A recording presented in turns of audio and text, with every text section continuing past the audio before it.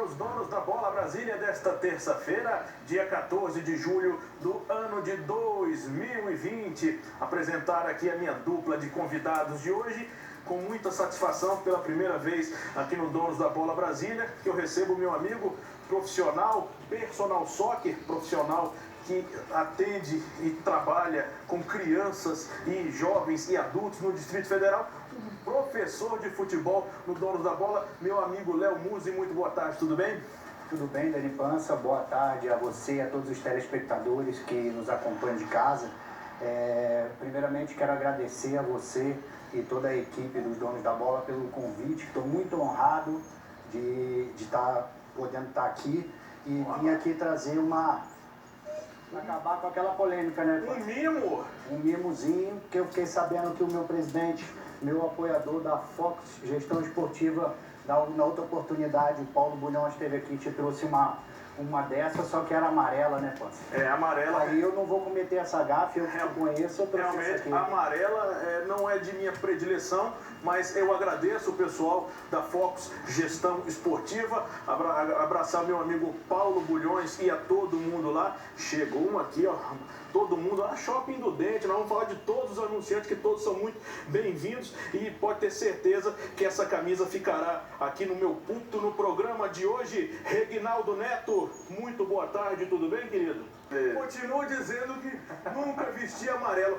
Rapaziada, o Vasco da Gama está apostando em jovens jogadores para essa sequência de temporada. Está se acertando com dois jogadores, o zagueiro Marcelo Alves e Igor Catatal, vindos do Madureira. O meu amigo Reginaldo Neto, são jogadores que foram destaques no Madureira. É uma opção válida para os clubes visando essa volta de Campeonato Brasileiro, né? Exatamente. O Vasco foi atrás dos jogadores justamente pelo desempenho deles, principalmente do Catatal, né? Pelo desempenho no Campeonato Carioca, e também por já ter analisado eles quando eles jogavam na base também, né? Quando eles jogavam nas suas bases, categorias de base dos clubes por onde passaram, eles já vinham analisando e a participação deles no Carioca, né? A performance deles no Carioca foi derradeira para essas contratações, né? E aí, meu amigo Léo, você que, assim como eu também, obviamente você muito mais, é um cara que é carioca, é do Rio de Janeiro. A gente é muito amigo do Eduardo Alax, Eduardo, que entrou com a gente aqui semana retrasada, técnico do Bangu. Grandes referências desses dois jogadores aí pro Vasco da Gama, né? Sim, pois é, nós tivemos eu fiquei curioso, né, porque acompanhei pela TV alguns jogos, mas os times de menor expressão como o Madureira, dificilmente você consegue assistir em loco, ao vivo também, pela TV, mas eu peguei algumas informações com o Eduardo, e o Eduardo me passou muita coisa positiva sobre esse jogador. O Igor Catatal falou que é um jogador forte, de velocidade, tem a capacidade de jogar nas três posições de frente e que pode ser uma boa aposta para o Vasco. Um jogador de 21 para 22 anos, cria do Madureira, parece que jogou pelo Barra Mansa, Barra da Tijuca, a segunda divisão.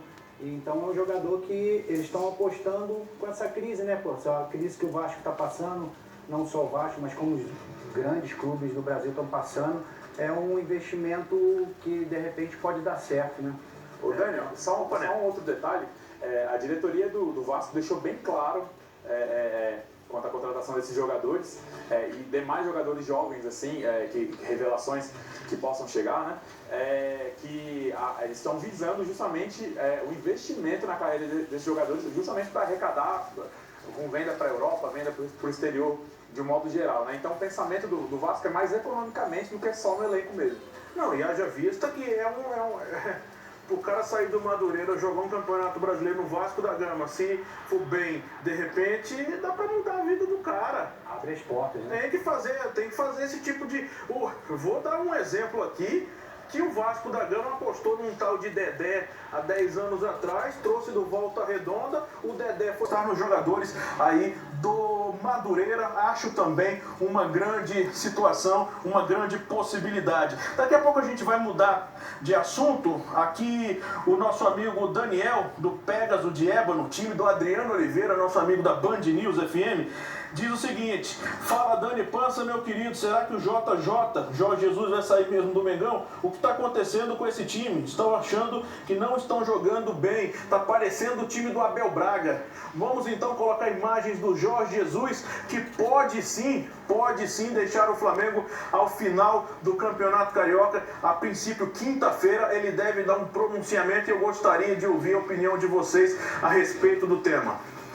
Olha, Dani, o que eu apurei vendo os jornais da Europa é que o Benfica está preparando sim uma oferta astronômica para ele. Essa multa rescisória de 1 milhão de euros, né, cerca de 6 milhões de reais no câmbio de hoje, para o mercado da Europa não é uma multa alta, é uma multa ok. Então, assim, o Benfica estaria disposto, sim, a correr atrás do Jesus. A diretoria está colocando todas as forças nisso, porque o Campeonato Português se encerra dia 26 agora de julho. O Benfica quer anunciar o seu técnico a partir do dia 20, do seu novo técnico, né, que eles esperam ser o Jorge Jesus, a partir do dia 27 de julho. Então, assim, eles estão fazendo... O staff do Benfica está montando uma mega proposta irrecusável para o Jesus e vai pagar, segundo as fontes, né, vai pagar a multa de 1 milhão de euros sem problema. E é uma situação que o Flamengo fica de mãos atadas, né, Léo? Não tem o que fazer. Jorge Jesus tem uma cláusula no contrato que para alguns clubes do futebol mundial, dentre eles o Benfica, se chegarem com esse 1 milhão de euros e ele aceitar a proposta, vai deixar o Flamengo. Agora, o problema é o pacote que ele está prometendo lá para o Benfica, que vai levar junto com ele Léo Pereira, Gerson e Bruno Henrique. Pois é, a torcida do Flamengo, se isso acontecesse, seria uma decepção muito grande por conta de tudo acontecido, todo o carinho que foi passado por Jorge Jesus. Já teve todo aquele problema na renovação, né, dessa falta de informação, tudo isso. A informação que eu tenho é de que o Jorge Jesus gosta muito dessas polêmicazinhas para ele se valorizar, né? Eu acho que a diretoria do Flamengo está muito certa de que vai terminar tudo bem. Agora, o que é o tudo bem para a diretoria do Flamengo, a gente também não sabe. Porque nem eles, nem o Jorge Jesus dão nenhuma satisfação para a nossa torcida aí, torcida do Flamengo. E eu fico preocupado, não só por conta do Jorge Jesus sair, mas também por conta de levar, de repente, esses 3 jogadores que hoje são jogadores possivelmente seleção brasileira, né? E é um assunto tão amplo que a gente vai agora tratar de uma seguinte situação. O torcedor do Flamengo e os dirigentes do Flamengo não estão pensando em nenhum técnico de plano B que seja brasileiro. Só morte, só fala de coisa ruim, ô Neto. Nessa época tá difícil. Tudo bem que nós não somos bonitos, mas pelo menos fazendo o pessoal sorrir em casa, Pelo menos isso, né? Mas a situação tá feia mesmo, não tá não, Léo? Pode falar um pouco agora do seu trabalho. Vamos dividir a sua estada aqui em 2 blocos. Você tem muito assunto. Nós vamos começar falando da sua história como um protagonista de direção de futebol aqui em Brasília. Lembro de você com boas passagens pelo Brasiliense, pelo Botafogo DF, pelo Gama. Fala um pouco dessa atual fase do futebol de Brasília e de como é que você começou por aqui, teve boas passagens por esses clubes. Pois é, Pança, assim, não mudou muita coisa, né? Eu acredito que o futebol de Brasília ainda precisa muito, mas muito mesmo de incentivo, né? Não só na parte de mídia, porque nós só temos hoje, e parabenizar vocês por isso, você e o Bruno Mendes, nós só temos um programa de esporte que transmita informações do esporte local aqui de Brasília, que é o Donos da Bola. Vocês estão de parabéns. Estendo isso aí a toda a nossa equipe, exato, a todo mundo, a própria TV Bandeirantes que aposta nesse projeto há mais de 2 anos. A gente tenta fazer o nosso trabalho, tenta divulgar, mas, por exemplo, agora sim por conta de uma pandemia, mas ano após ano, nosso calendário muitas vezes acabava em maio. Exato. Como eu estava falando, existe esse problema da falta, que eu acho que é uma engrenagem, né? Um depende do outro. A mídia precisa de matéria, os clubes precisam de mídia para ser divulgado, né? Para ter um retorno financeiro, porque ninguém quer fazer um aporte financeiro de um patrocínio num clube se não houver visibilidade. Então eu acho assim, não melhorou muito não. Tá? Eu, na minha passagem pelo Botafogo, nós tínhamos recursos próprios, né, no Botafogo DF aqui em 2012. E foi um projeto que trouxe Túlio, vamos aprofundar um pouco no Botafogo DF. Trouxe o Túlio Maravilha, trouxe o Sérgio Manuel, trouxe o Possato, outros grandes jogadores. Na verdade o Túlio Maravilha foi um projeto do Botafogo, o Túlio veio na segunda divisão ainda, né? Subiu o time, foi vice-campeão, perdeu a final com o Celandense, numa estratégia de marketing muito legal. Tava naquele jogo, parecia um Flamengo e Botafogo, né? Rapaz, o tal de Roberto Botafogo, meu amigo Roberto Botafogo. Temil. Ei, meu amigo, Temil, verdade. Esse cara me encontrou lá no CAV e falou assim: você promoveu isso aí, vermelho e preto contra o Botafogo. Aí o Irãozinho fez um gol de falta. Ô, Reginaldo Neto, eu lá no CAV, meu irmão, vou te contar um negócio, o cara... E o CAV por si só já é um ambiente hostil, né? Agora lamentavelmente, o CAV tá jogado às traças, né? Uma grande praça esportiva.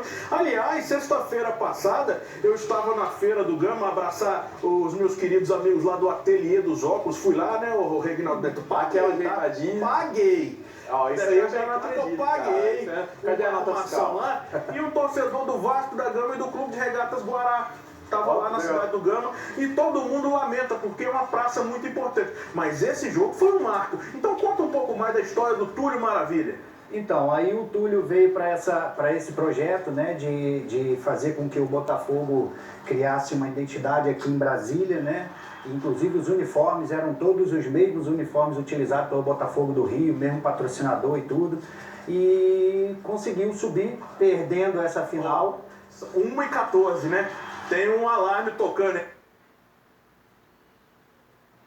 Então, aí o Botafogo conseguiu subir, né? E no ano seguinte que veio aquele time, que foi um time que o Botafogo montou com o Sérgio Manuel, com o Zé do Gol, com o Zé Carlos, Zé do Gol, nosso amigo, e mais uma série de jogadores, o Possato, lateral esquerdo, Adriano Felício, jogou no Botafogo do Rio, Carlos Alberto, que teve passagem aqui pelo Brasiliense, Botafogo, São Paulo também. Jogou o Carlos Alberto, foi semifinalista de Copa do Brasil em 2007, jogando pelo Brasiliense. Perdendo pro Fluminense e sendo expulso naquele jogo. Eu vou te contar, o Brasiliense levou azar naquele confronto. Muita gente só fala mal de mim, viu, meu amigo Paulo Bulhões? Eu falo, não dá nem posso, não. Eu lembro de coisas boas também do lado do Brasiliense, viu, Reginaldo Neto? Foi aquela fatídica frase do Dimba, né? Isso aí é caso pro FMI, né? Como no Fluminense. O Dimba rasgou o Aurélio, viu? Mas o Botafogo fez história, pena que não deu certo. E como é que foi a sua passagem pelo Brasiliense, também pelo Gama? Você que trabalhou nos dois clubes, sabe que, infelizmente ou felizmente, a volta do futebol de Brasília depende muito dos dois, né? Na verdade eu não trabalhei no Brasiliense, né, Pança? Eu tenho um grande amigo, que é o Paulo Henrique, né? Prestou uma consultoria. A gente conseguia aí, às vezes o Paulo me consultava se eu conseguia encontrar algum jogador que se encaixasse nas características que um treinador precisasse, e a gente, com os contatos que tinha dentro do futebol, eu conseguia buscar e colocar em contato os jogadores e tudo. Mas no Gama não, no Gama foi uma participação mais efetiva. Eu trabalhei na comissão técnica em 2014 como auxiliar técnico do Eduardo Alex, né, que hoje é o treinador do Bangu. E foi um dos grandes treinadores do Gama, porque o Gama vivia momentos muito difíceis financeiramente e alguns jogadores não renderam.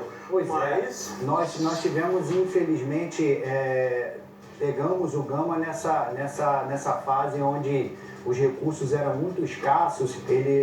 A diretoria era praticamente de fora, né? Porque veio uma empresa de fora para montar essa equipe. Nós não tínhamos muitas, como é que se diz, autonomia para trazer jogadores. O time veio montado, veio um time que era do Angra dos Reis, da segunda divisão do Rio de Janeiro.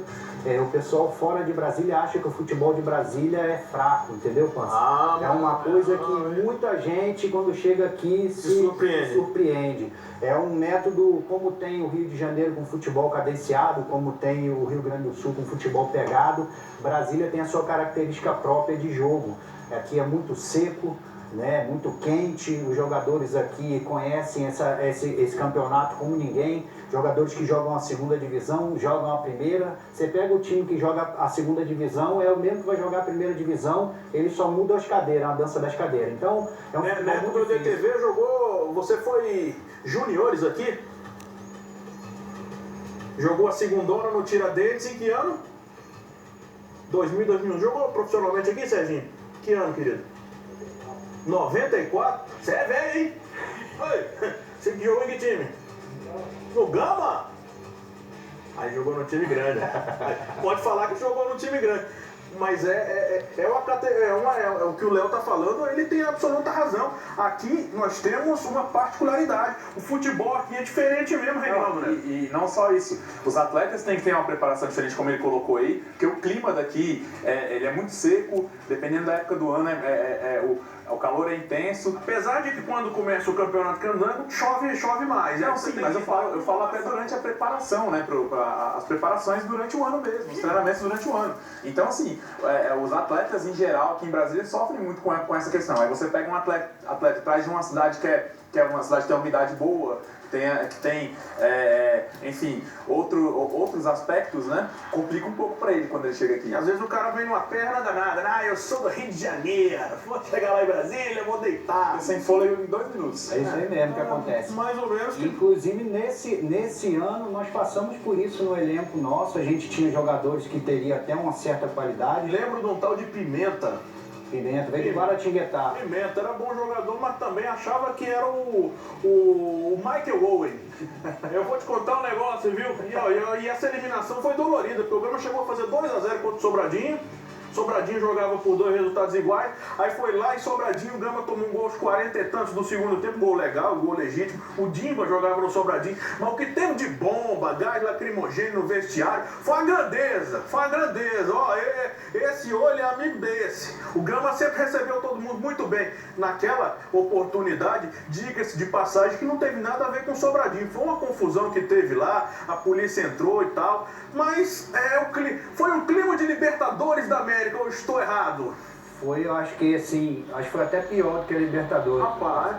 Porque os times da Libertadores, eu acho que eles pegam uma estrutura melhor um pouco do que o que a gente tinha lá. Pra gente sair de dentro daquele estádio ali, foi um Deus nos acuda, eu vou te falar. Eu tive que sair por um buraquinho, minha esposa botar o carro meio que já com a porta aberta, que nós tivemos que sair meio que fugindo. Aí vamos fugindo, igual nós vamos sair agora pro break, daqui a pouco a gente volta.